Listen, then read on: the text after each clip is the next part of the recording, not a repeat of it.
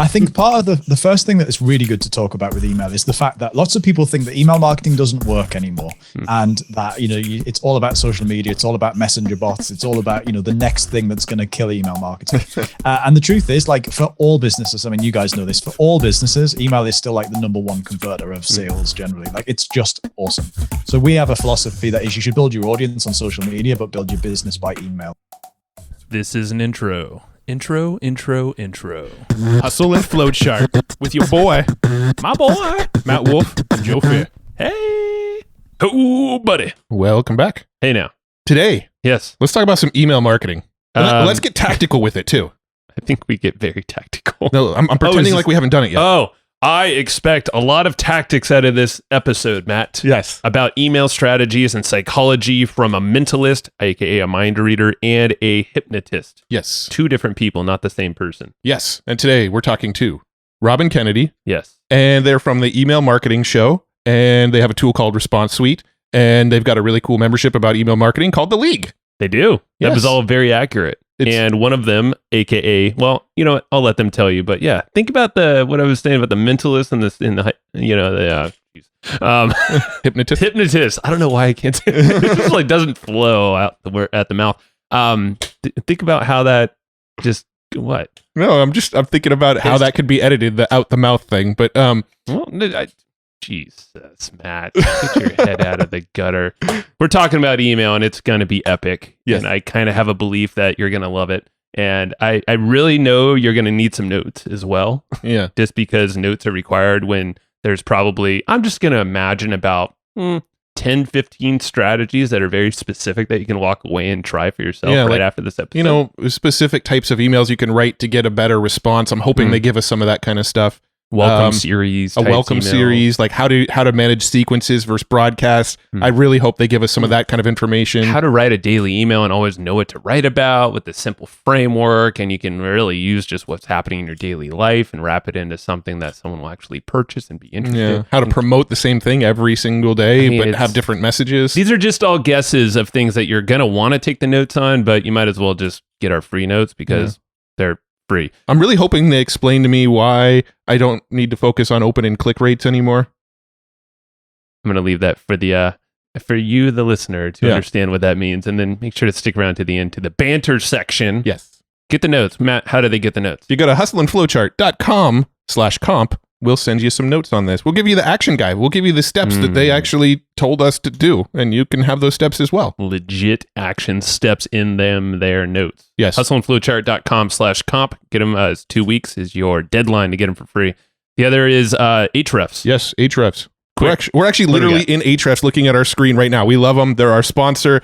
And I actually just did a search for email marketing to see how competitive it would be to go after the keyword email marketing. Spoiler. Really competitive. It's very hard, and it would Neil be Patel really owns the space. It would be really hard, but what I'm looking at right now, it's telling me all the top 10 on Google, and they're telling me how much search volume I'd get. It's telling me like how many keywords an article that's in the top 10 is ranking for. It's telling me the domain rating. It's telling me how many backlinks. So I basically have this whole data set of how can I go and reverse engineer the top people on Google for this keyword.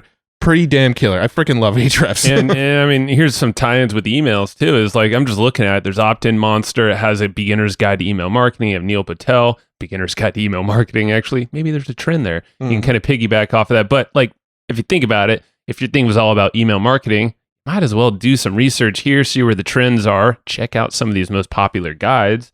You can get some, some ideas for content, some inspiration. But Ahrefs, I mean, we were digging around. There's just so many things in here. Yep. It's perfect for anybody, beginner or expert. There's a $7 7-day trial that you can get at ahrefs.com. That's Ahrefs, but make sure the A is on there. ahrefs.com. You're going to love it. $7 7-day. Get in there. Now let's get over to Robin Kennedy. Robin Kennedy, the ultimate duo from UK. How are you doing? Good. Yeah, got us in the right order. The most important one first. Well, we knew you first. I mean, the best to last. Well, we have a little bit more history with Rob. We go back to somewhere around 2009. We were all in a coaching program together and got to know each other. So Kennedy was sort of introduced a little bit later in our lives, but now we're happy to talk to the whole. I liked their interactions though. This is how their partnership works. We're seeing the inside of Rob likes to be first, and then Basically, what happened here is that really big bonus that you leave out till the very end. That's what I was. Icing on the cake. That's Kennedy. Well, you both have epic hair. I don't know how you maintain that with such tight lockdowns and whatnot, but you somehow keep that going on. Just for everyone not watching, Rob has amazing red hair, and then Kennedy, you have hair like mine, except a little whiter. Like platinum. Yeah. Platinum. Yes. I just moved in with my hairdresser. That's how I've solved lockdown. That's the solution. That's just brilliant. Live with your hairdresser, and then lockdown doesn't get in the way. I didn't really. Is there an app for that? Which is funny because we did talk to Taylor Welch like last week, and he literally married his hairdresser. So there's a trend. Yeah. All right, enough of that. Yeah. So we have a long history with you, Rob, and that was, we've talked about on the show how we got kickstarted in a coaching program. It was Alex Jeffries, but we met so many other people in that space that helped us really. It was like our catalyst to get going, and we've kind of kept in touch over the years as well, here and there at events and randomly, even though you're far away from us, we would just somehow meet up in Vegas or Florida for whatever. But now you guys are doing a whole bunch of other things too and partnered up. Yeah, amazing times. It is. Well, you guys, let's talk about you guys, Kennedy, how you showed up. I don't know the whole story there. So take us back, I guess, as the duo and maybe independence. I don't know, whatever makes sense. What is the story of Rob and Kennedy? How did Rob and Kennedy come to be? It was a dark and terribly stormy night. Rob, do you want to talk about how we sort of met? So we have a bit of an odd background, as you guys know, but listeners may not. I'm actually a hypnotist. So I've spent the last 18 years traveling around the world, performing a hypnosis show, hypnotizing people, making them do crazy things just for the fun of it. And not that less time ago than that. That's a terrible sentence. Like nearly that long ago. That's a bad sentence as well. Use your English. Use it well, sir. A little bit less time ago than... No, we're still not there. Anyway, at some point along the way. I feel like you're doing hypnosis on us. You're doing something on us right now. And Kennedy is a mind reader, or as you guys in the States would call it, a mentalist. So he goes out on stage and uses like psychology and reading people and influence to make it look like he can read people's minds. And we met at the coolest place on earth, which is called a magic convention. So we went to this convention for magicians, and we were sat by the bar. Kennedy's 3 years older than me, so he groomed me. And then we became friends very quickly, basically. And we have a very similar outlook on loads of things in life. And we both work in sort of different areas of what might be known as psychological entertainment. And we realized as entertainers traveling around the place performing, we'd accidentally started a business. So we had to learn how to brand ourselves, price ourselves better than the competition, higher than the competition, still get work, fill our calendars with work. And so suddenly we had to learn all this marketing stuff that we didn't really care about, but it was important. And along the way, we fell in love with email marketing just independently. I signed up for an Aweber account, and Kennedy signed up for an Aweber account. And then, of course, I started to investigate that world of internet marketing, which is how we met, of course, and learned email marketing and realized that was a great way not only to book gigs and to get audiences into venues, but also to sell programs and courses. So that led me to creating and selling stuff to do with helping people become a hypnotist. And at the same time, secretly, we'd never discussed it, Kennedy was selling courses for entertainers about how to price yourself, get better gigs, get more gigs, build a business as an entertainer. And so we were both selling this info product thing, me to hypnotists and him to other entertainers. And then one day we just like swapped notes and said, by the way, I'm doing all this cool thing with email and selling stuff. And so we just kept doing it and exchanging notes and like masterminding ideas, I suppose, until just a couple of years ago when we started on this journey of partnering together to teach it and share it and all that stuff. Nice. Cool. That's a interesting blend. Now, Kennedy, what's your story? What's your take of that all? Yeah, I mean what's your side of the story? The same thing happened. I was standing at a bar and then It's very similar, funnily enough. Yeah, I mean, basically, what I think a lot of people don't realize is when you're a professional entertainer, those gigs do not just come knocking on your door. Like, you have to do marketing. It's like what Gerber talks about in the E-Myth, where you're the technician and then you end up also being the finance person and the marketing person and the sales, and you end up doing all this stuff. So that's I ended up just studying a lot of marketing that was derivative of like Dan Kennedy stuff, very direct response. And that's why I was able to book gigs completely cold. People visited my website because I had a benefit-laden headline, whereas everybody else was talking about how wonderful they were. I was just cleaning up, and that worked really, really well for me to begin with. And then people kept asking us, hey, how are you doing that? How are you doing the email marketing thing? And just became good at it, and just strangely enjoy it. Like love putting together email strategy and figuring out one of the things I think we all do as entrepreneurs, we actually just as human beings, psychologically speaking, is we compartmentalize. So how many times have you realized you have a skill you use in one area of your life and you're struggling in another area of your business, and you go, hang on, I've already got the skill for this and I've never transferred it from that bit of my life to that bit of my life. And it's the same for us. We use the same skills of influencing people, understanding human behavior, moving people through a bunch of beliefs that need to be created. That's what you do when you sell something. That's what you do when you are marketing something, when you come up with your phenomenal offer or whatever. So we're literally transplanting those things. And the really interesting thing that we were sort of told, this is not our idea, is the responsibility for getting it right is much higher when you have to do it on stage. Like if a marketer doesn't if their funnel doesn't work very well, or that sales page doesn't convert very well, or that email doesn't work, what's the worst that happens? Okay, you might have wasted a few grand in a few $1,000s, or you might not get the sale and all that sort of stuff. That's bad. But if Rob goes on stage and he does not hypnotize those people, or I go on stage and I'm not able to figure out what that person's thinking, we don't have a career. Like, we're paid to be reliable, to reliably show up and be able to do those things every single time. So the stakes are much higher when you have to do it in front of audiences of hundreds, if not thousands of people. So we take those same skills that have to be relied upon. We're not talking about made up NLP and other pretend sciences. We're talking about stuff that actually works. Okay, you have me very intrigued in many ways. Yeah. I kind of want to hear...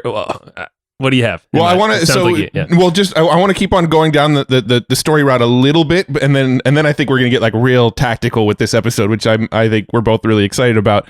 But you guys also have a software platform, Response Suite. So how did that come into the mix? Like, why that specific type of software? How did that come into play? Right. I think the thing is, we are both obsessed with understanding how people think. That's kind of, if you do that, you can basically read their mind. So one day, Rob calls me up and he says, I really want to run a survey, but when someone finishes the survey, I want to tag them or something in my email marketing platform. Might have been Aweber, might have been Infusionsoft at the time, can't remember. And just let my platform know that they've taken the survey, so I can stop reminding them to take the survey. So Rob, being naive, thought, well, I'm using one of the big companies, the big one that we've all heard of. They don't integrate with email marketing platforms, so I'm going to drop them an email and see if they'll whack that little feature in for me over the weekend. So he drops them an email, and of course they come back and go, "Who are you? What do you want? Leave us alone. It's not happening." So then we came up with a whole bunch of, wouldn't it be good if not only was it able to say, hey, that person's taken the survey, but you could take some of those responses, or all of them if you want, and put them into your email marketing platform. So you could then do stuff with them. And then what if, and this was over a few beers, so there was lots of what ifs and a lot of stupid ideas. Well, it wasn't, I'm saying beers to make it sound really manly. It was cocktails. They were probably pink. Pink cocktails, yeah, of course. I mean, they had umbrellas in them. They had to be cocktails, right? So, yeah, you're the man too, right? So, same. So we were like, what if, depending on their choices to every single little thing they say in the survey, you could tag them differently. So you'd end up like a complex matrix of, this person is male and they want to do this, but they hate that, and they live in this kind of area. You know everything. So now when you've got a promotion, you can just send more relevant stuff, because, as we'll probably get into in the episode, people hate irrelevant emails. They don't hate emails. They hate irrelevant anything. Like, I hate irrelevant Facebook ads. I'm like, get out of my face. I hate irrelevant emails. I'm like, you're a spammer. We hate irrelevant stuff. And then the final sort of thing that popped in was like, Could we integrate it with Facebook audiences so we can show people different ads depending on what they say in the survey? And what if, depending on what they said in the survey, you could take them to a different thank you page immediately after completing the survey, depending on what they said? And we thought, this doesn't exist. Like, this cannot exist. So we did, well, or maybe hopefully it does. We looked around. Rob came back to me and said, have you found anything that does this? I said, no. And we said, why don't we? Because we know nothing about tech. We don't know our / from our elbow, honestly. And we said, why don't we start a software company? Which is stupid, really. Go on. I'm curious where this is going. Yeah, I mean, so basically that's what we did. We hired a developer based in the UK. And the reason we did that was because literally we didn't know what technology it should be built in, what code or language or anything. We didn't know anything. We didn't even know what .NET, I think it's .NET, yeah. Well, we had never heard of that. We were doing the job interviews and asking the interviewees, the candidates, to pitch us on why the language that they were like most proficient in was the one to go. So like, how would you 50-50 split? Yeah. So how would you, what were you using your psychology, like that in your mind reading, like to actually figure like, all right, that guy's full of crap. That one's pretty good. Basically, yeah. Yeah. Yes. Yeah. And we did like reverse interviews. Because we remember that Rob and I, because we've only ever been entertainers, we've never had a job. So we've never run an interview, but we've never been to an interview. We've never been a barista. We've never had a job. Wow. And that's kind of the aim of our business, by the way. The reason we're still in business is because all we're trying to do every day is avoid having to go into employment. It's a good motivation. Yeah. Yeah, it's pretty good. So, so we thought, well, if we don't know anything about any of this stuff, why don't we hire somebody in the UK who we trust and we can like breathe down their neck and look down over their shoulder and go, well, those look like good / and they look like good brackets. So just don't breathe down any more necks right now.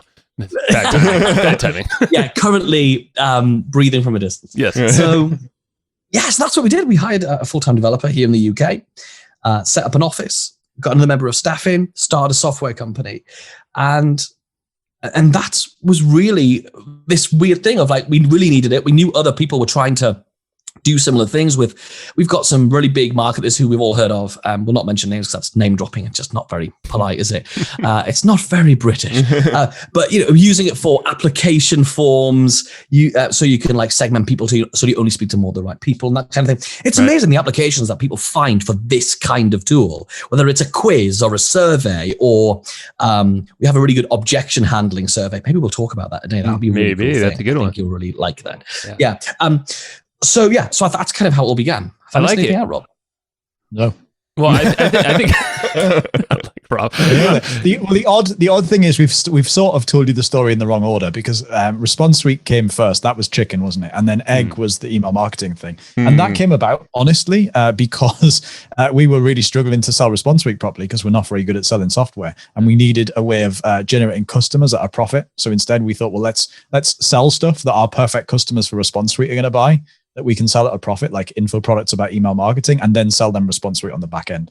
So Response Suite came first, but now sits on the sort of the back end of our business, I suppose. Smart. I just love the fact that you guys, your backgrounds, you mashed those two together in your partnership, but then you thought of this, what's this technology that allows you to understand people's thought patterns, their process of getting to a thing, and you can now log the whole, journey. We just did this, with a who we won't mention, but less like we didn't have, you just have all this kind of thought pattern behind there with email tagging and automations that can come with that. And of course, we'll dig into some of the strategies. Well, it's essentially like powerful. Making people feel like you're reading their minds, but through email. It's like you're almost doing the exact same concepts you do on stage, but you're using this technology to sort of do it systematically.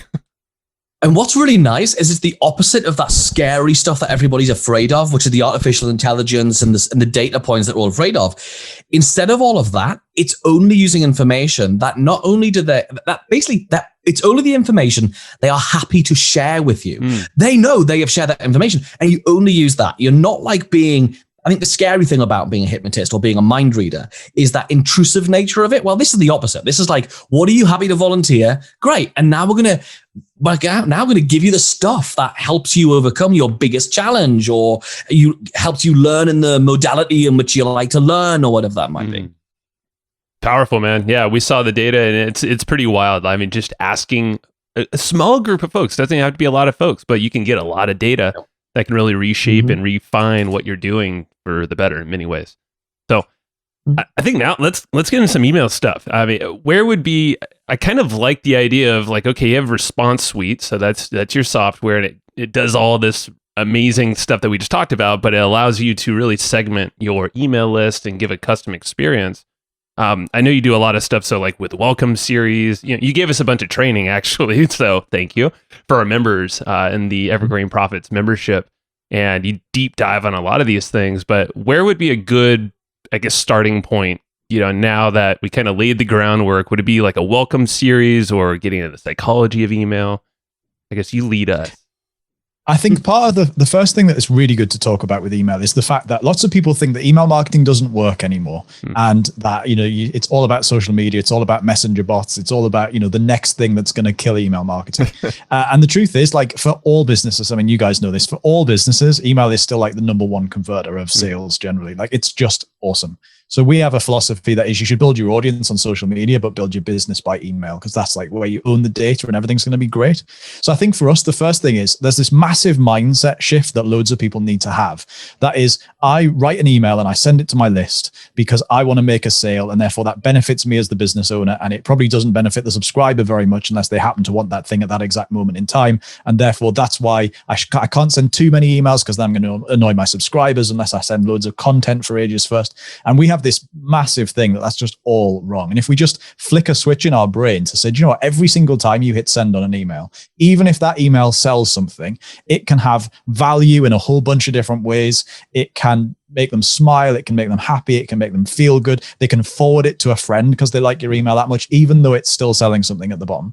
They can reply and tell you how much they love it. Like, literally every day we get replies to our emails saying, really needed this today. Like about 2 months ago, we got a reply to an email from a lady who'd just been made redundant, and her email said, today I found out I'm getting made redundant. I needed to see this email today. This has made me feel amazing. And that was a really short email, like 170, 180 words, including a sales pitch. But the email itself made her feel so good. She needed to reply and tell us about it at possibly one of the hardest times she's going to go through in her adult life. So I think the first thing we need to understand is that email is not only a way of selling stuff, but it's a really good way of delivering value. Like, if you're flicking through Instagram and you see a quote that really resonates with you, you might like it, you might comment it, you might even share it to your Instagram story so that other people see it. And people seem to have marketers generally seem to have a real differentiation between that happens on social media and, well, now I'm going to send an email to sell some stuff. They never see it as like that email could be just as valuable as that Instagram post. I think that's the first thing. That's the first like big misconception we really want to change in the world of email. Yeah. I think when it comes to email, there's really three things. These are three things that I've identified that I know we've struggled with in the past, and I'm assuming a lot of our listeners struggle with. And I really think so. One is how to grow an email list. I don't really necessarily feel like we need to talk a whole lot about that on this episode, because we've had tons of episodes on Facebook ads, Google ads, organic social media, SEO, all that kind of stuff, which is all used to grow your email list. The other two, for me at least, have been what to write about. One of my big struggles is I try to email very consistently. So I'm trying to email at least 4 or 5 times a week. If I had an idea for an email every day, I would email every day. But I honestly run out of things to write about to promote the same things over and over again. So that's one. And then the other one is actually getting engagement when I do email. So I'll email and I'll go, cool, this just went out to 15,000 people. Why did I only get 75 clicks on it? Right? Like, so those are really the two struggles that I think we could probably hone in really well on this episode, is the, like, how do we figure out what to write about? And once we know what to write about, how do we actually make sure people are opening and clicking those emails? Right. Would you agree? So I like that. Yeah. Okay, cool. So the good news is, it's actually everybody overcomplicates this. And the thing is, we struggle with the same thing. So we struggled sitting down thinking, how am I going to email every single day? Which is what we do. We email 365 and we get replies 365 from people who like it. And we get clicks and we get sales, obviously, all of that maximum stuff. Great. So a couple of things is on the click-through rate thing. Everyone's like, how many clicks am I getting? How many clicks am I getting? What's a good open rate? We often get asked that kind of thing. Let's put that one to bed first of all. I really don't care that much what my click-through rate is. I really don't care that much what my open rate is. I care on a sort of macro level that, that kind of style of subject line, people go bonkers for and bananas for. They love that. And that one people hate and it gets reported and that's not good. So as general sort of day-to-day ideas, that's fine. But actually what I care about is the macro number. And our number is literally this. What the stat we really care about is what is our earnings per subscriber. That's all I care about. So I go back, I look at January and I go, how many people are on my list? How much did we earn from that list? Divide one number by the other. That's how much we made. And then we go at the next month and we do the same. Is that number, the earnings per subscriber per month, is it going up or is it going down? If it's going up, we're doing good, valuable stuff to our list. And the great news is, it doesn't matter how big your list is. Whether you think you've got a tiny list, and by the way, we have people on our program, on our membership, who come and go, I've only got a small list of 20,000 people, and I'm worried. And they go, whoa.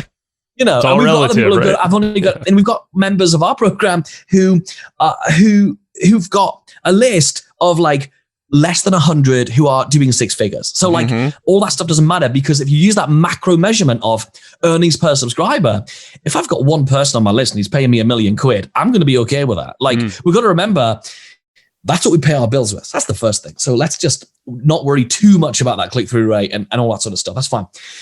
In terms of what to write, so we had the same thing.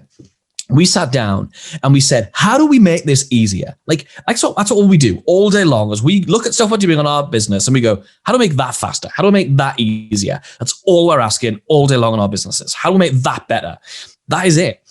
And so we've got a few different techniques that we teach. Let's go through a couple of them. So one of the things I recommend you do is at the end of each day, to come up with ideas for emails every day. The end of each day, can I say a very slightly naughty curse word on this show? You can say whatever you want. I can say whatever I want. Okay, lovely. I was thinking, I listened to the show as well. I'm thinking, you're in that heat at that moment, you go, I don't want to mess this up for the guys. I just wanted to ask. Yeah. So basically, at the end of each day, I've got a Google Sheet, nothing fancy, just a fancy, to Google Sheet. I mean, Google Sheets are really fancy. Pretty fancy. Google Sheet. Yeah. Right. And I just ask myself, what is the least boring, the least crap thing that happened today? That's all I ask. What's the least boring thing that happened today? And then I write it down. It doesn't have to be a great thing that happened. It could be as simple as Rob the other week, he was reaching into his airing cupboard and he was trying to grab a towel or something out, and some shower gel, like a spare bottle of shower gel, fell out of the thing and made a mess of the spare bed sheets he's got. That turned into an email. And so what we do is we come up with stories and we use a simple framework. We call it the traditional. We've got like 4 different frameworks we use for these daily emails. One of them is called the traditional. And this is what it is. It's basically you go story and you write the story without thinking, how does this relate to my product, or what is even the message? Like neither of those things matter, because when you do this, you get a free shoehorn with every email. All right. Free shoehorn and a handbrake. So you can handbrake turn into an offer. That's they come for free. Okay. So what you're going to do is you're going to sit down every day, and we both do this for separate lists, and we sit down and we write the story. And then it's only when you're writing the story about the least boring thing that happened yesterday, when you're writing it, you will go, there's a lesson in this for, in our case, our email marketing heroes people.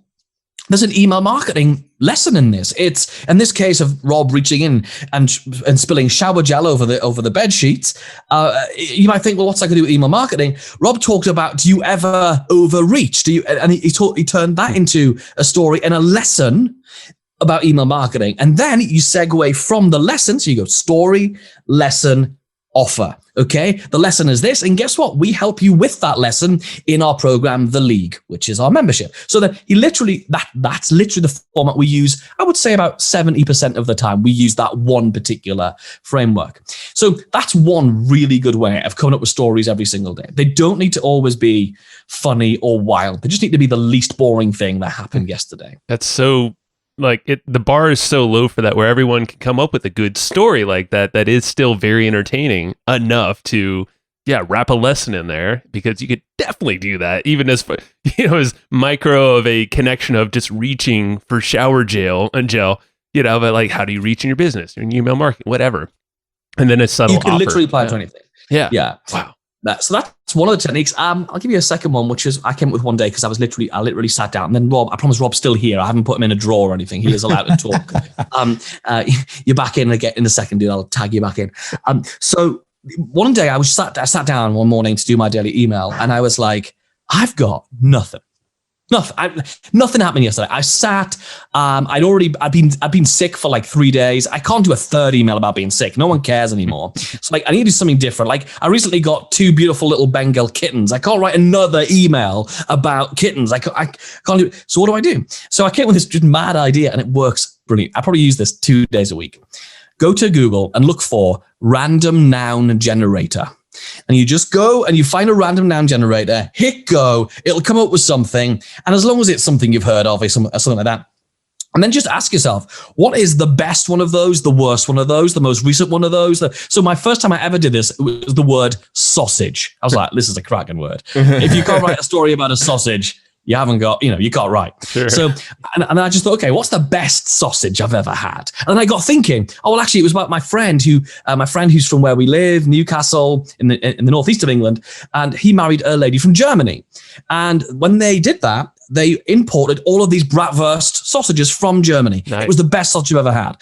And then I segued it in the message of going, that's a lot of drama. That's a lot of work to get into in order to just have sausages at your wedding. What is the thing that your market would do anything and go to that level of work in order to achieve? What's the big problem you're trying to solve? Now I've got a lesson out of sausages. So it's really simple. So you're really using that as basically like a mind, just like it generates ideas for you. And you're like, okay, cool. You got a noun here. Let's just look at that and let's inspect that for a bit and start brainstorming random ideas and crazy things that can come up. I love it. That's so cool. Nice. So then every single email, you're kind of telling this story, then you sort of spin it into a lesson, and then you're sort of, the call to action is we go deeper into this lesson inside of our members area, and then that's how every single email kind of turns into a selling email. Yeah, and of course, sometimes that can transition into, like, especially if it's a membership or like a coaching thing, that could transition into not the programming as a general, but as the module that's just been released this week, or the webinar that's coming up on Tuesday with XYZ guests. Like, you can transition into specific aspects as well to give the pitch a bit more variety. It's not always just come and join the thing and come and join the thing. I mean, that's what it is most of the time, but occasionally you can like spin it into a particular aspect of what they actually get when they join too. Gotcha. So this is obviously like a broadcast email concept, right? You're writing these, you're saying these every single day. Do you guys do any sort of sequential email marketing in the business as well? So when somebody opts in, or gets tagged as a result of a response suite thing, where they're off in some sequence? And follow-up question to that: when they are in sequences, do they still get these daily broadcasts? So we have a system, a framework that we call train carriages. And that came about by accident. We were just on a call one day, and we give it all of our stuff like ridiculous names, which we don't give it when we're just doing it internally. But the minute we need to teach it, we have to give it a ridiculous name. Right. And people go with that. So the way that our business basically works is we've got all the list building stuff going on. And then when people come into our business, they go through our welcome sequence, which is called the getting to know you sequence, which is what the training is on inside the members area for you guys.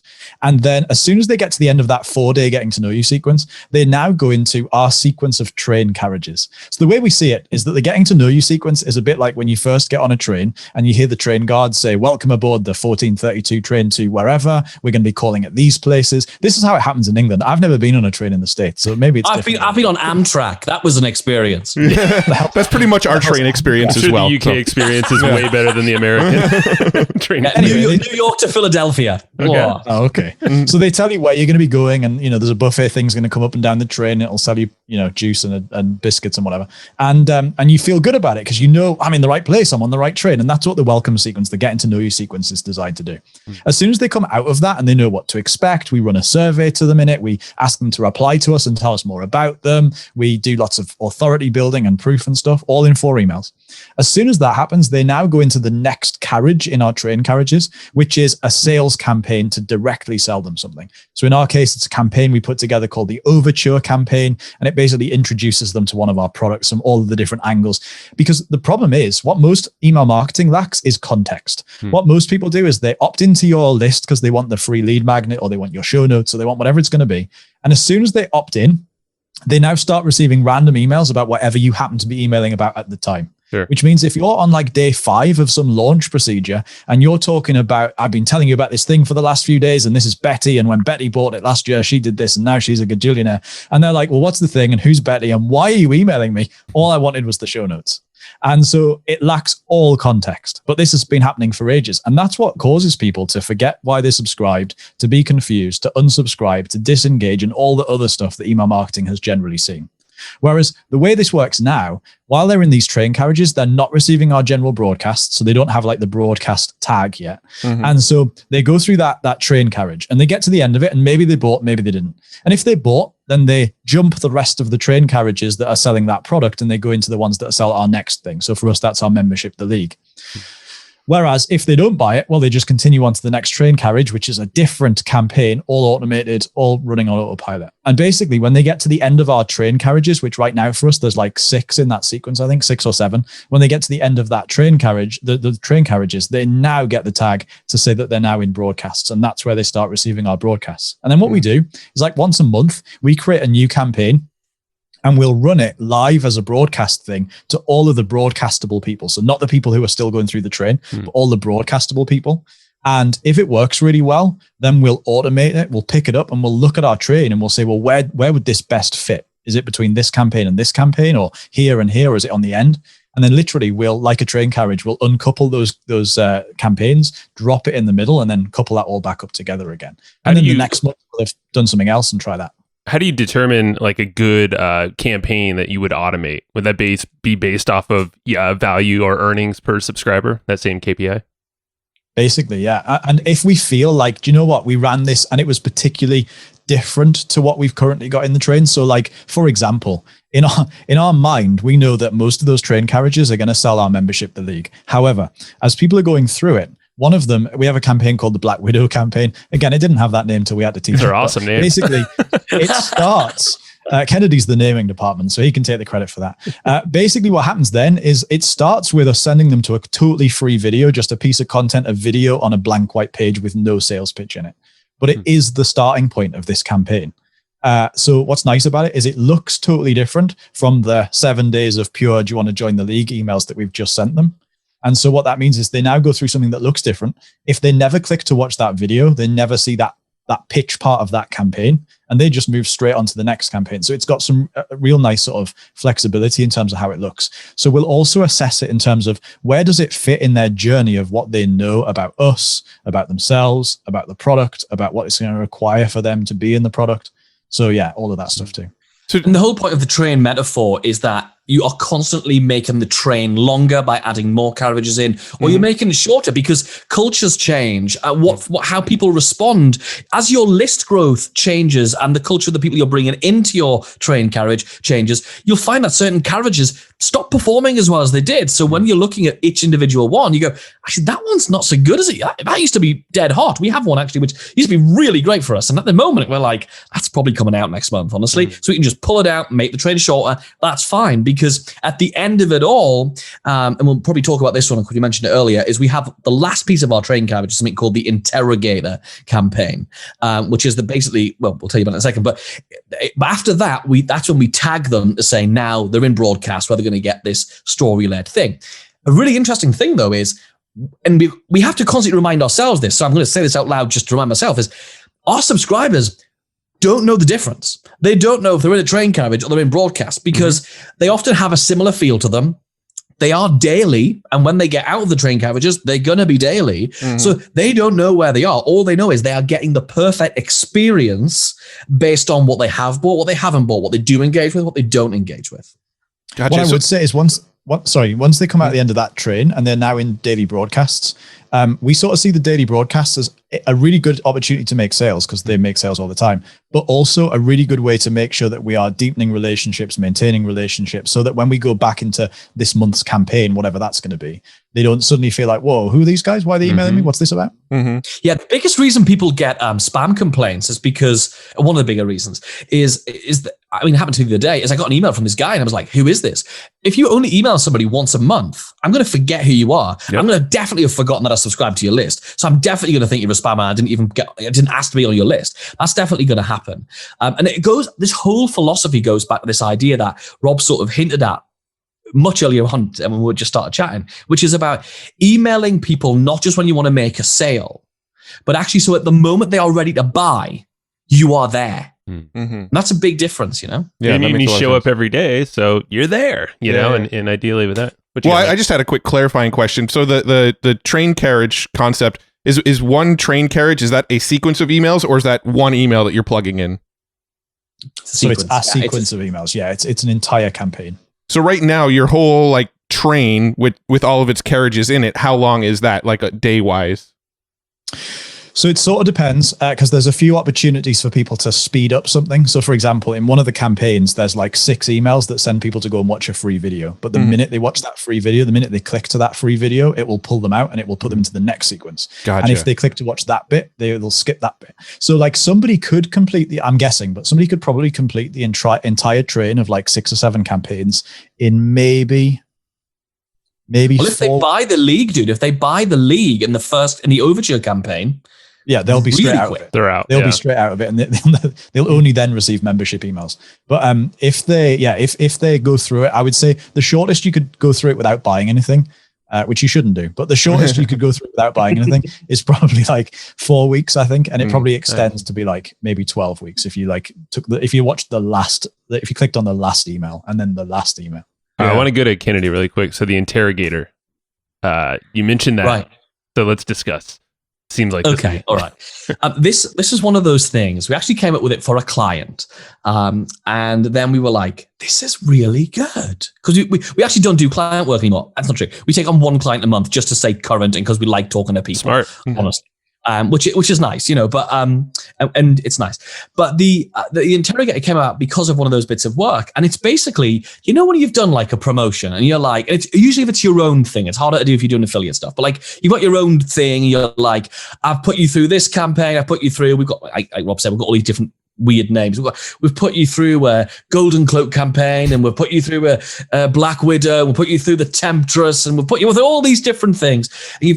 And then you still haven't bought. So this is like, how many emails are even in this campaign, in the interrogator, Rob? Do you remember?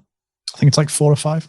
Is it 4 or 5? Basically, we send an email, and the email just drives to a really simple 1-question survey. And it says, look, we've been telling you about this thing. We're thinking it's going to be a great fit. In our case, it's the league, right? So we've been telling you about the League of Email Marketing Heroes, our membership.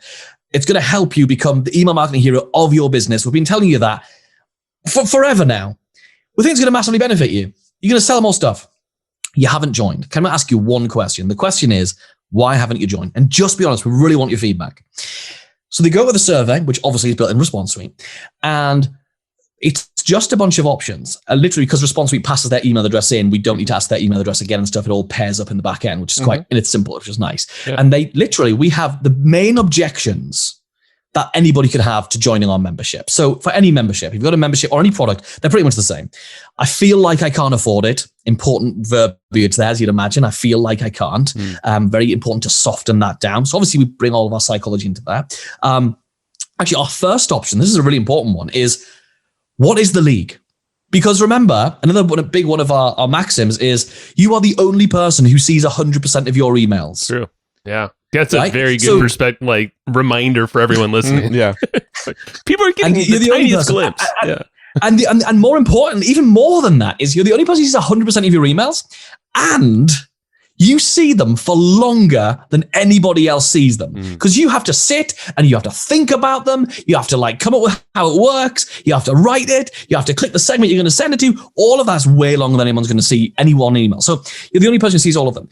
And this is a great case in point. I mean, Rob is notoriously hot on his personal Facebook page, talking about what he does as a hypnotist, traveling around doing these beautiful theater shows that he does around the country. He goes to this new hairdresser who actually happens to be this girl he used to go to school with, and he sits down in the chair and he's getting his hair done, and she says, and they're friends on Facebook, been friends on Facebook since school. He hasn't really spoken to her since, and she says, so what do you do these days? And he's like, I post on Facebook like 3 times a day talking about my show. How do you not know what I do? And this is, you've got to remember, is there are people who just do not see your stuff because of algorithms in the world of social media, and because they're just busy in their emails. So at this point, you have to have one option in the interrogator survey, which is, what is the league? What is Evergreen? What is the thing? Mm-hmm. And if they click that option, two things happen. When they click that and hit submit, the immediate redirect on the smart redirect on the response suite takes them to the sales page to tell them what it is. Also, we tag them to have us follow up an automated follow-up sequence, which tells them what it is and basically takes them through the overture campaign again, right? We don't want to rewrite that campaign. It's already there. Let's loop them back around and do it all again. Cool. If they choose, I feel like I can't afford it, on the next page, you can do a price objection thing. So if you've got a one-off cost thing, you could take them to a payment plan. If it's so, you can come with your own perspective on the price objection. That would be a custom page after response suite in this scenario, right? Exactly. Or you can actually build the thank you page in response suite. You probably wouldn't want to do that. I mean, you absolutely can. It's but yeah. So literally, they hit submit. They go to the next page, which is another custom page, and each of us has a video of me just explaining the overcome of the objections. So hey, I totally get it. Like, price is difficult for us entrepreneurs right now. I mean, sometimes you've got good cash flow, bad cash flow. We have that too. I understand. And then tell them how we're going to overcome it for them. What are the other objections, Rob? So I feel like I don't have the time for this. So like you could give them something that helps them implement it quicker. You could give them a smaller package where they get a bit less stuff and therefore it's not as overwhelming. One of the ones that we use, I don't know if it's going to work for me. That's a great place to offer them the chance to take it for a trial. If you've got like a $1 trial or something like that you don't like sell publicly, you could just offer it there. Likewise, you could just emphasize the money back guarantee or like the 300% money back guarantee, whatever it is that you do to overcome risk. So any sort of risk reversal stuff.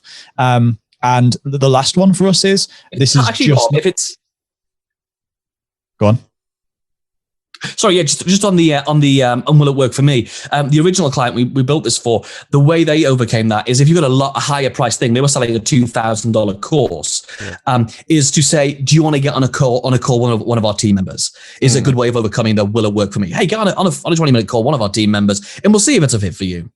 Yeah. Sorry, yeah, go on, Rob. The last one, and this is something we only added fairly recently, actually, is this email marketing in our case is just not a priority for me right now. Because what we did realize is we had some people replying to that email saying, well, none of those are a fit. It's just, I'm not focused on email marketing right now. It's as valuable for us to know that this is not a priority for you in your business now as knowing the reason why you didn't, any other reason why you didn't buy it. Sure. Like, because we can stop emailing you as much because email marketing is all we have to sell. And if it's not a priority for you in your business, but our lead magnet brought you in, that's really useful for us to like put you in a pot of people who maybe don't need to hear from us quite as much. You could go as far as to say, okay, great. When would be a good time for us to follow up and loop round on this? And I haven't put a date in and you can literally hook it up in your system to email them again. We haven't done that. We might now. But basically, I think we added that fairly recently to stop people replying. That's our other option. I just don't need this right now. I've got a name for that campaign, by the way. But when they put the date in, it's going to be called the Revenge of the Interrogator campaign. I'm sure they're going to love that. So I'm curious that I really, really love this interrogator campaign. I think that's brilliant. My only question is, why is it so far down the sequence? Why is it the caboose essentially? So for us, the reason, I mean, we want to give it everything we've got to sell it to them before. Like for us, that's our like last ditch attempt. Like if you get all the way through everything we've got, and even with everything we throw at you, you still don't buy it. For us, that's like the last opportunity. Now, of course, it's not the last opportunity. The last opportunity is the day before they unsubscribe from our emails one day. Like, so, because we're going to continue marketing it through daily email and all of that stuff. Right. But for us, it's our last campaign because it's the one that's the most like, I just don't get it. Why haven't you bought it? It makes sense. And yeah, you don't want to just rest on your laurels that like, okay, well, maybe one day in these broadcasts, you might as well, really condense that effort and get a lot more data. And then, that can just help you build more, maybe more the cars on the train if you need to for the future or broadcast. Yeah, that is very true. Yeah. You're getting a lot of data there. Exactly. Yeah. And what's really nice about it as well is it gets people from a passive state of mind, that passive state of reading emails while ignoring emails, which is what they've been doing, or not clicking and buying, damn them.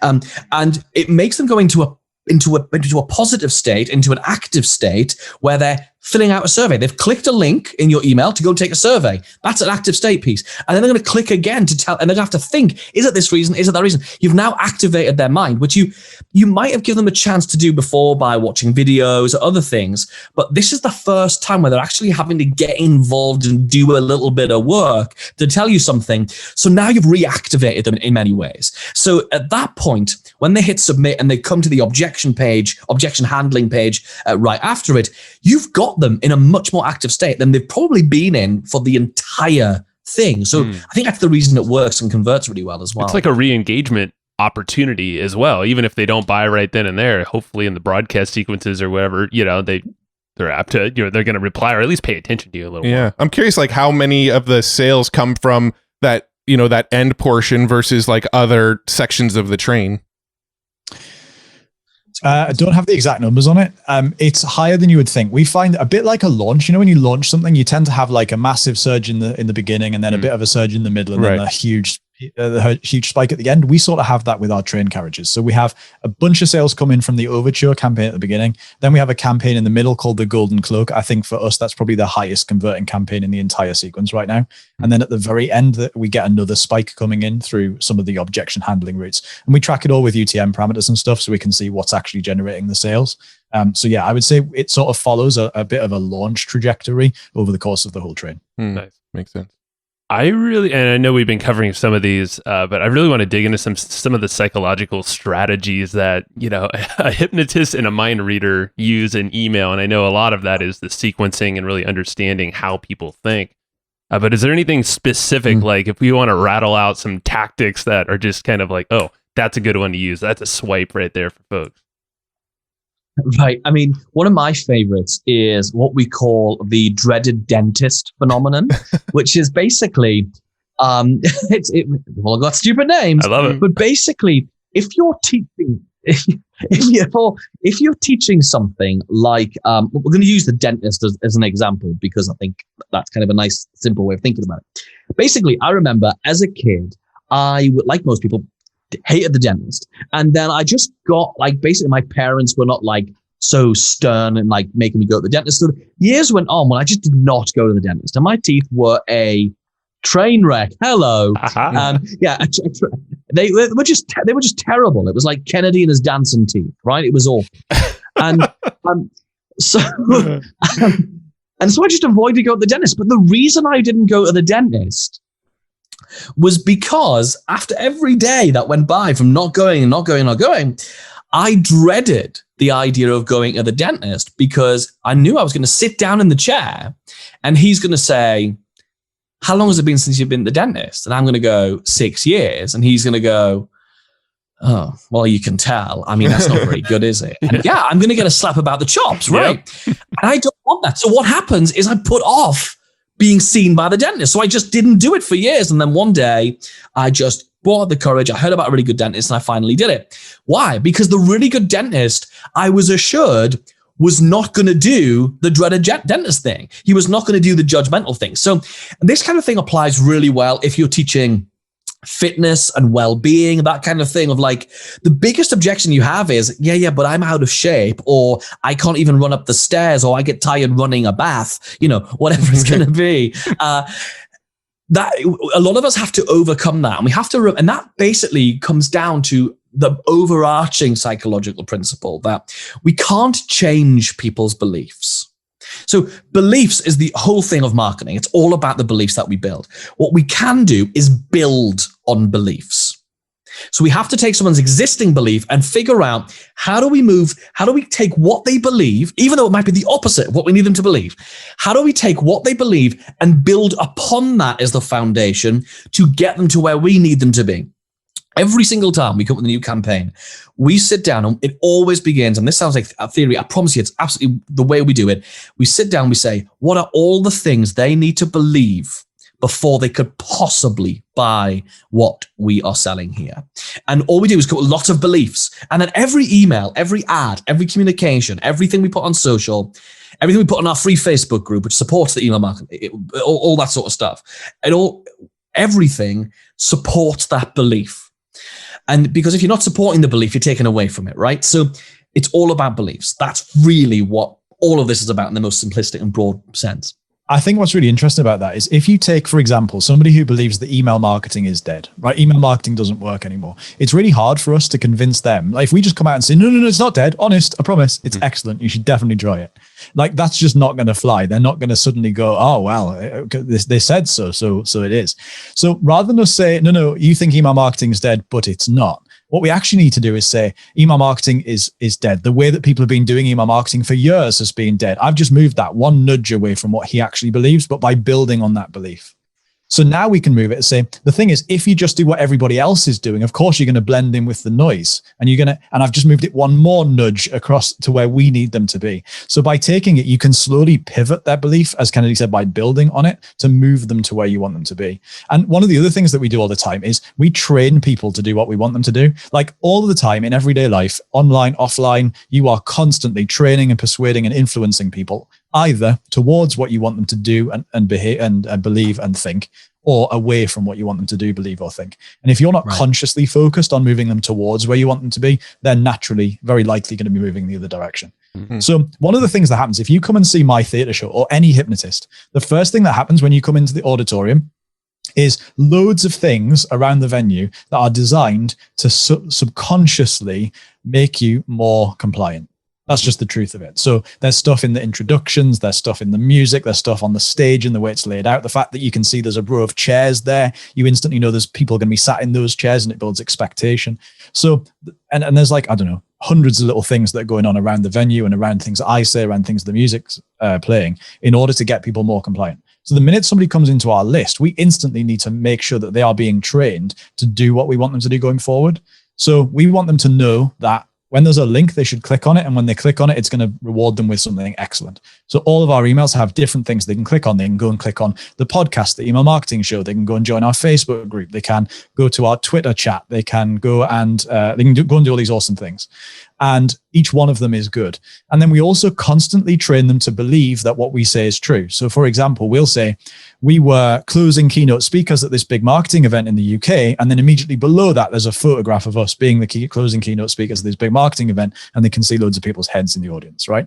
So we want them to make sure, like in our getting to know you sequence, I think there are probably 5 or 10 occasions. There's only 4 emails. There's probably 5 or 10 occasions where we say a thing and then prove it to be true, and then say something and then just prove it to be true, because we want to train them not only to interact and engage with our stuff, but also to believe that what we tell them going forward is true. And the truth is, by the end of that getting to know you sequence, they will be much more accepting of everything else that we say going forward.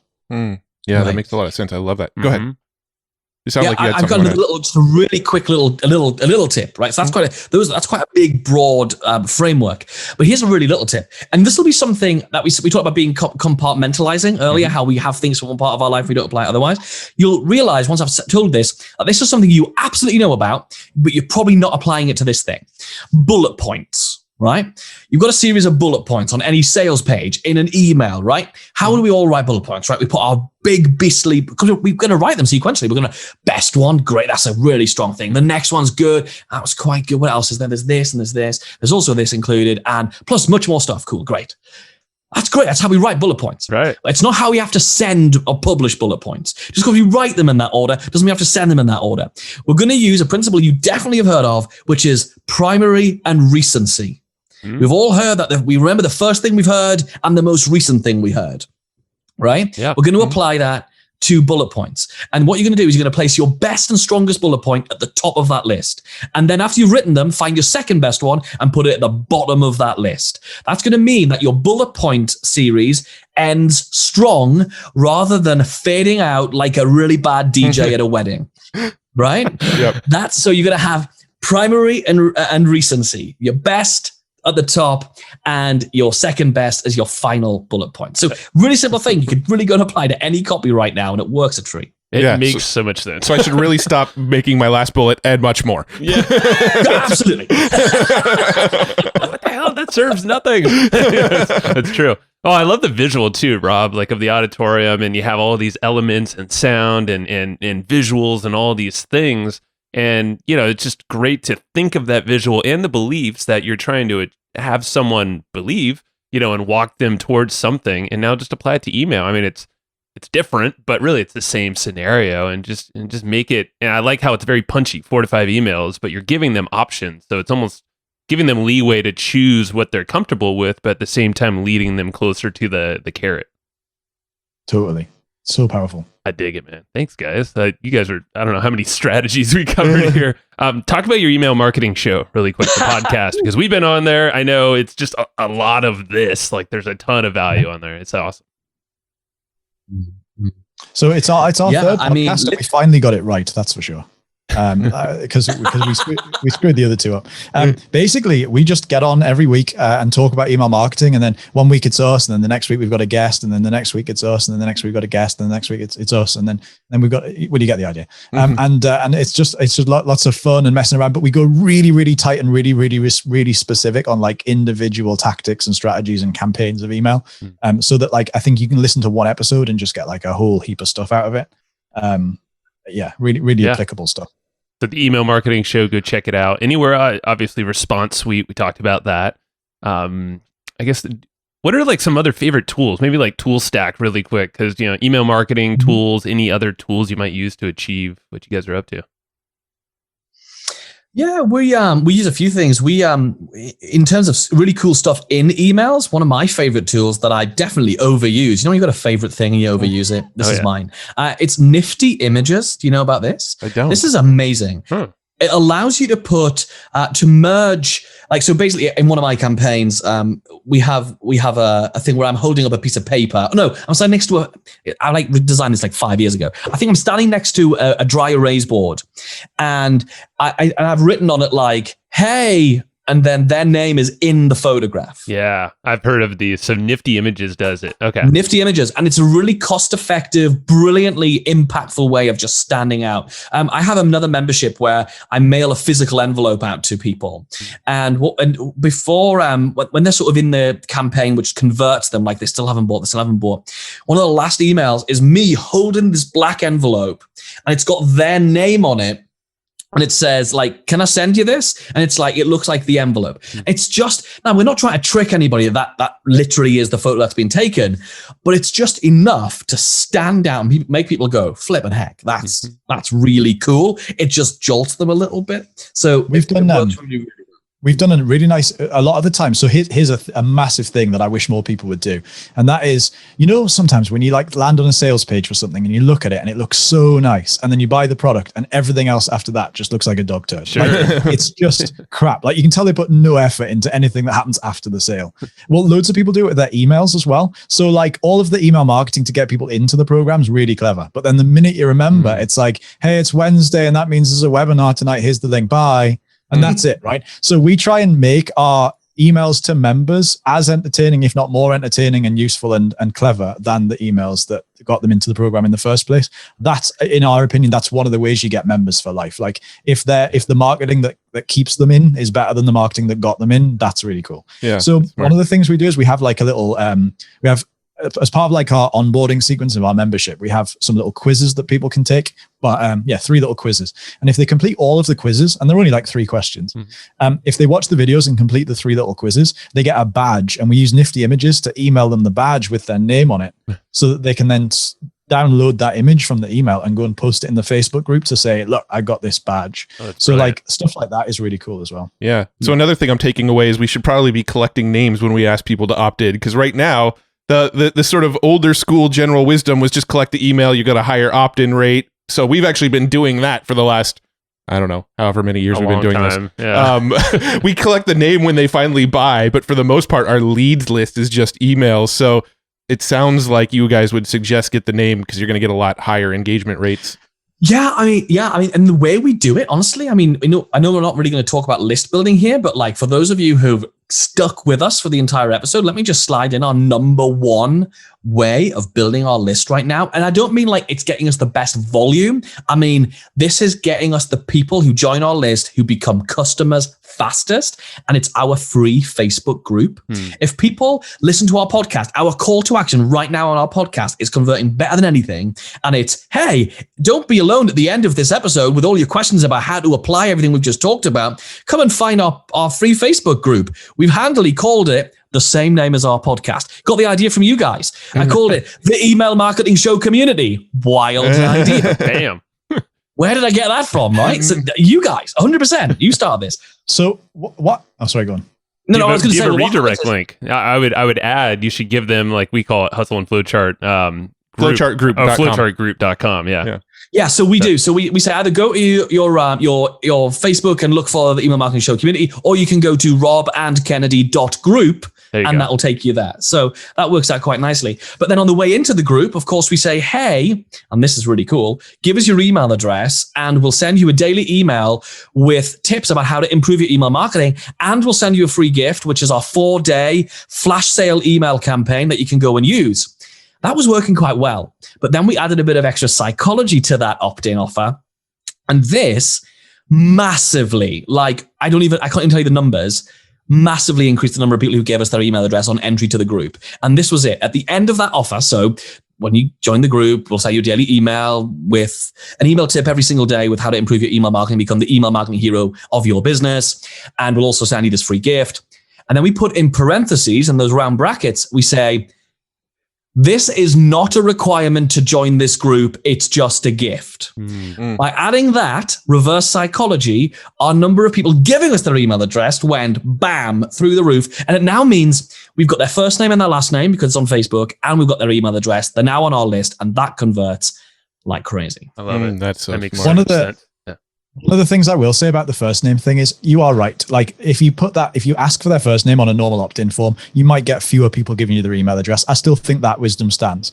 And then the sort of follow-up argument that most people would have is, and when it says, hi, Matt, or hi, Joe, people know that that's not really them and they know it's merged. So what we started to do is, as often as possible, we'll use their first name in a different way. So things like, so we quite often, instead of saying, hi, Matt, we'll say, the cupboard door slammed shut, Matt. So we'll like use their name at the end of a sentence rather than that. But then that gives us the ability to do some interesting things with our customers where we've got their first name and their last name, admittedly. Like we sent out an email recently that said, do you remember when you were a kid and you used to go to your neighbor's house and like knock on the door and ask if your friend was coming out to play? And then I put in a quote underneath it. So it would, in their email, if you got it, Matt, it would say, hello, Mrs. Wolf, is Matt coming out to play? Because we've got the merge data, so we can use it in more interesting ways. So I think anything you can do to like use the data you've got, but not just start with hi first name is a much more powerful way of doing it. Yeah, no, I love that. All this is just like rethinking emails, because I feel like a lot of folks just take emails for what it is. Just like, let's just hi, blah, blah, blah. Yeah, I mean, you have so many different ways of looking at email that just makes it so fascinating, and it makes sense why you guys are crushing it through email. There's a lot to learn here. Yeah, a lot to implement actually at this point. I think we already went way over the time. This is awesome. What other ways can people get a hold of you? You have the Email Marketing Show as the podcast, Response Suite as the software.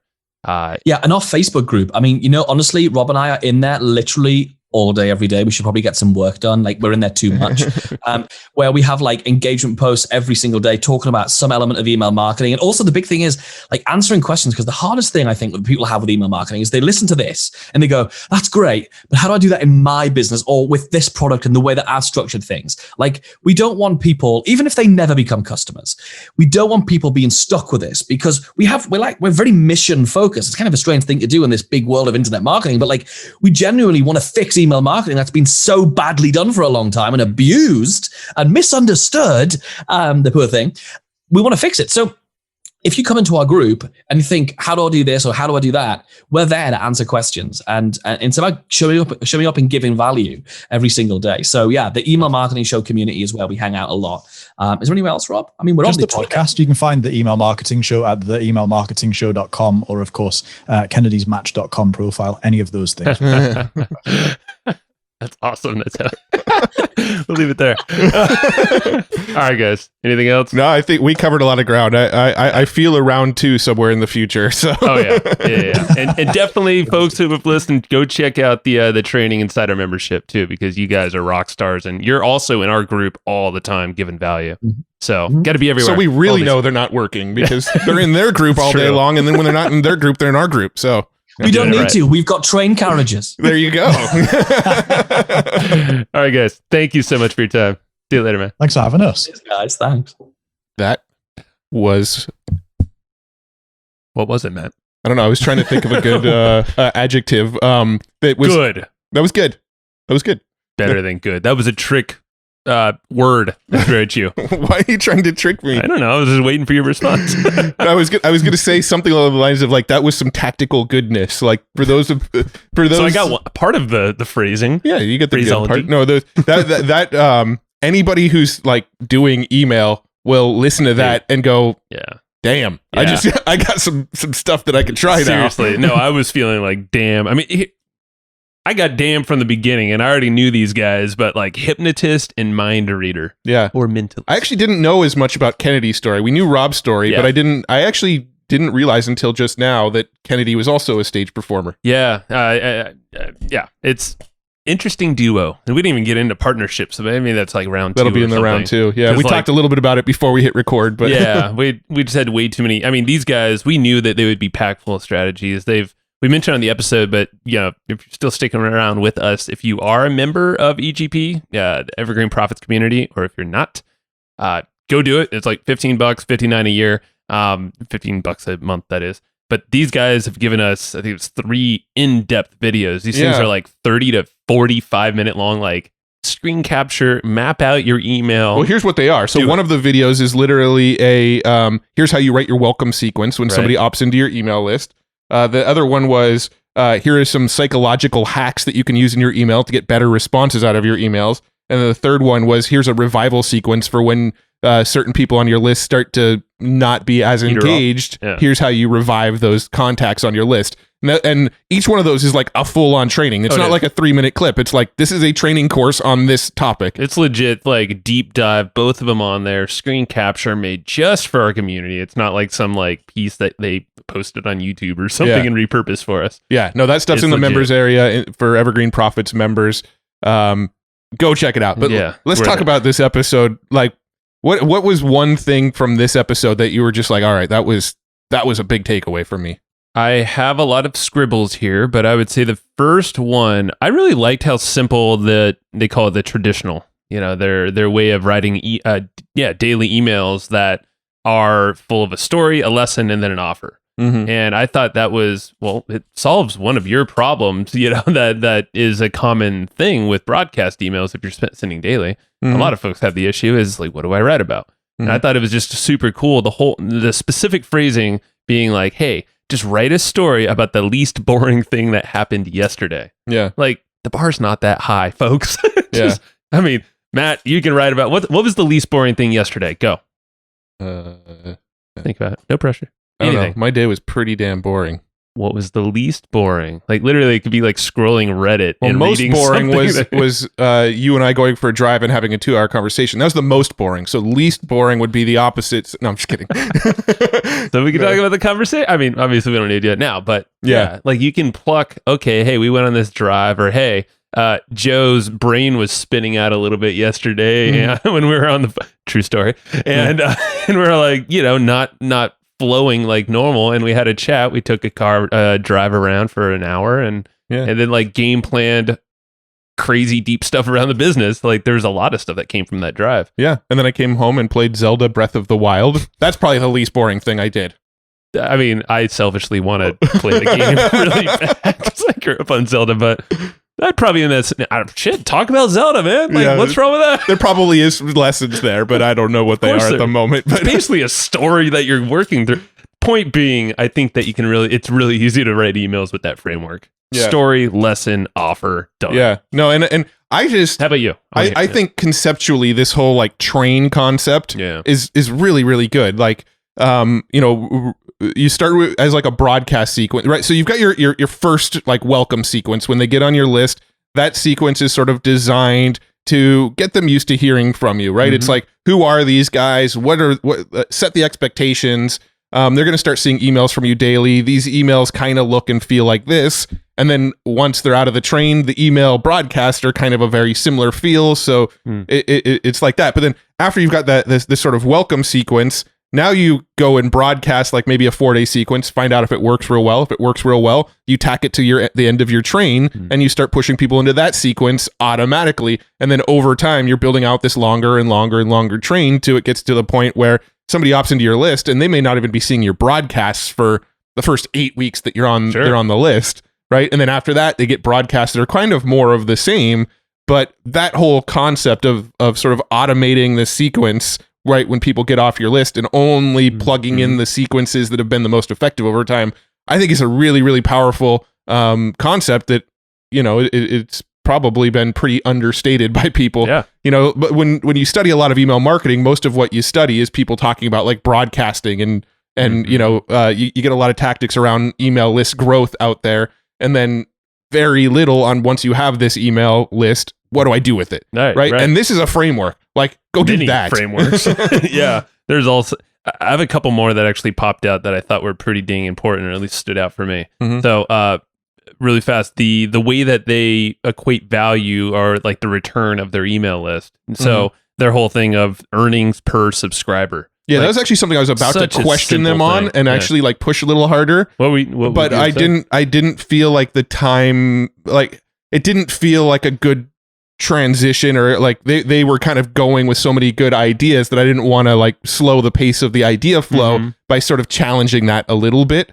But where I was going to challenge it a little bit is like, doesn't the clicks and open rates affect if your main KPI is your value per subscriber, you know, going back downstream a little bit, wouldn't the open and click rate have a direct correlation to your value per subscriber? Yeah. And I could see, and maybe they're going with like, hey, here's the broad or like the main thing. And then and we could have pressed into this more, and maybe that's round 2, but yeah, you could say like, okay, well, now that you know this number, if it's lower than the average, cool, let's look at those metrics. Yeah. Optimize. Like there's definitely going to be some correlations between open and click rate and your value per subscriber. Now, I 100% agree with them. I think the metric you should be paying attention to is how much you're making per email subscriber you put on your list. If I know the value of an email subscriber is, you know, $200 over the lifetime of that subscriber, I know what I can pay to acquire that subscriber. Totally on board with that. But to not pay attention to the open and click numbers, that's where my head kind of goes, I don't know if I can ever get to that place personally, because I know the open and click numbers are what's going to impact the value per subscriber down the line a little bit. Right. Yeah. And I'm just thinking, I'm like, I wonder, and obviously this is all speculation now, but it's like, yeah, they have, maybe they're just the types that are not bogging them. Maybe they're just thinking more of a macro, and then giving it time, and then seeing what the metrics shake out as earning, and then they go and refine things. Well, it kind of goes back to something that one of my old mentors, Travis Sago, used to talk about with me, is like, when it comes to the emails, right? He was sort of a proponent of not really paying that big of attention to the opens and click rates as well, because his sort of philosophy was, you know, if you're trying to sell a product, you know, the first 4 emails may kind of like set them up for it, and then the 5th email is the one that like really like taps the ball in the hole. He liked to use golf analogies, right? So like, you know, your first email may be like the drive, get them like as closer to the hole, and then the second one might be a little like chip shot that gets you a little bit closer to the hole, and then maybe there's a couple putts, and then finally the final putt into the hole. Putts on the putts on the green. Joe, just follow along with my damn analogy golfer here. Horrible. But basically, the philosophy is like, you know, maybe your first 4 emails have really, really crappy click-through rates, but the 5th one, you close a crap ton of people, right? Well, those first 4 emails all set up that 5th sale, so do you really care about the click numbers on the first 4? You know, so various ways of looking at it. Yeah. So I do agree with what they're saying. It was just kind of something that I was ready to go a little deeper on the conversation with. Yeah. No, it's I know they were saying like their main goal, and which is a great goal, and it's something we do too. I feel like we're doing even more now than ever, is like, how do I make everything easier? Yeah. Like every day, what can I make simpler in this thing? Yep. Last quick point, maybe not a quick point, because you'll probably will elaborate, and it's okay. We're going over, but this is good. I don't know where the 10-minute thing came from. I don't really care if our outro is 10 minutes, because the people who don't like us have probably turned us off already, and the people who do like our sort of banter are still listening. So who cares if it goes a little over 10 minutes? Here we go. Nifty images. That's pretty cool. Yeah. I've actually seen that practice used a lot, and there's mastermind group locally here that I'm in. I won't mention specific names because I don't know if it's if it wants it out, but using these images for like consulting type offers. Like if you don't have a big list, but if you use something like Nifty Images and it's customized to that person, and I like how these guys even customized it to like, hey, I'm going to send you this thing. Do you want it? Reply back. I mean, just think about you as like listening to talking to listeners is like, you as someone who has a high ticket offer or just wants to like really doesn't need a lot of customers to make a really substantial business. Like you could have a lead list of 100 people, 200 people, and then do very targeted things like that. Yeah. And go for the reply, be very, two-way communication with your email and crush it with these personalization things. Yeah. That they've mentioned. And that's funny because that wasn't even the thing I was going to talk about. I saw Nifty Images. I was like, really, it was the customer emails. Like, still crafting stuff after the sale. That was what I was going to say. But Yeah. And you know what? One person that I'd love to interview again. I interviewed him years and years and years ago. Was Andre Chaperon, right? And the thing about Andre is that he prunes his list insane. Like he's constant.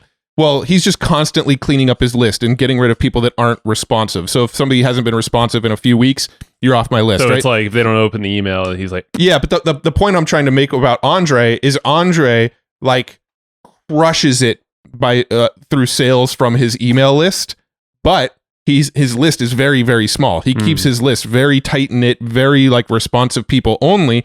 And he is sort of proof that like you can have like a 3,000 subscriber list and make like 6-7 figures a year as a result because you're only keeping the responsive people on. So like, just kind of talking more to what you were just saying is like, you don't need a big list to get really, really good results with that. You just need a good relationship with the list and you need a like responsiveness from that list. And Andre is someone that's like just pure proof that like, you can email a couple thousand people, and I don't know his numbers, I don't know his sales, but he's at least making like mid to high 6 figures, if not 7 figures. The fact that he's referenced as the or one of the top 2 email marketers in this space, and people mold his strategies, and like George Bryant, for instance, friend of ours, he said very many times publicly and to us, like they're buddies, and he's gleaned a lot of information from Andre, and that's where we're modeling a lot of our automations and emails on the back end. Yep. Shout out to Joe Kearns. Yeah, Joe Kearns, George Bryant, Andre. Yep. I mean, we should get Andre back on the show. Yeah. I've had on this specific show. But. Yeah, no, I've had a handful of email exchanges back and forth with Andre. I just haven't asked yet, so I'll ask him next email I send him. Ask me.